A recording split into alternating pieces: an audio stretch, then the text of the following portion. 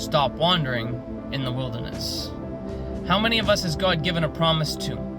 How many have almost been there? Felt like it was going to happen.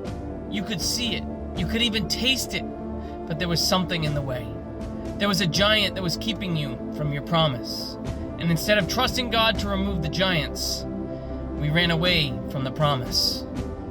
The Israelites were in the exact same situation when they came out of Egypt. They crossed over into the wilderness. And then they received the law and built the tabernacle. And then in Numbers 13, after 2 years of preparation, they stood on the border of the promised land. And they sent out 12 spies to spy out the land. And they spied out the land for 40 days. Numbers chapter 13, verses 17 through 33.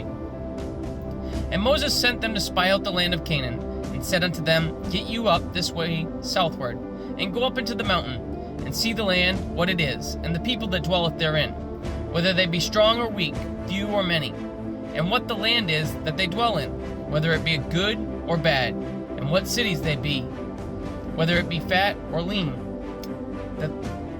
what cities they be that they dwell in, whether in tents or in strongholds, and what the land is, whether it be fat or lean, whether there be wood therein or not.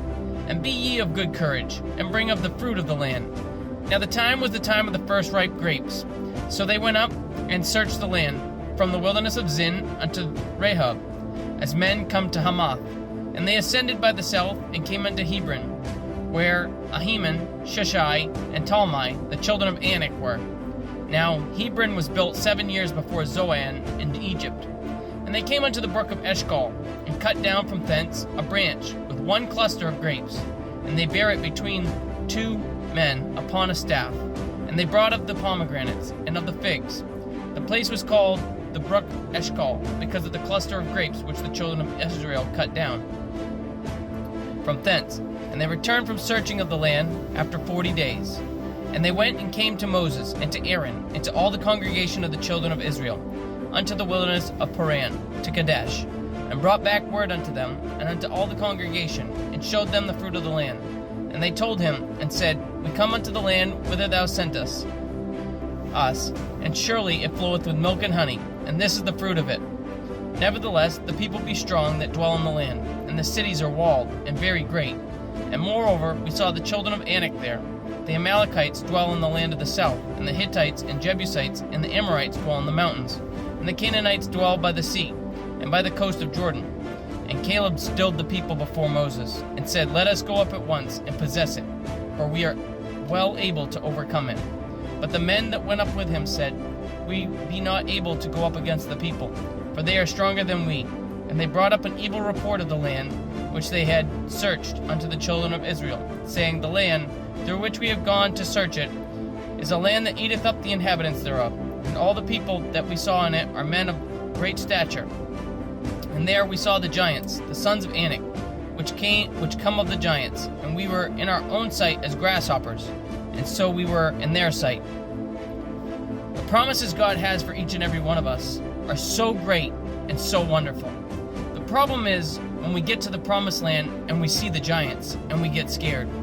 Instead of trusting in God, who has delivered us from the Egyptians and who has fed us with manna from heaven for the past 2 years, instead of trusting that he will fight our battles for us, we look at our own weak, feeble hands, and we begin to shake in our boots, and we let fear and anxiety overtake us, and instead of pursuing the promises, we return to wandering in the wilderness.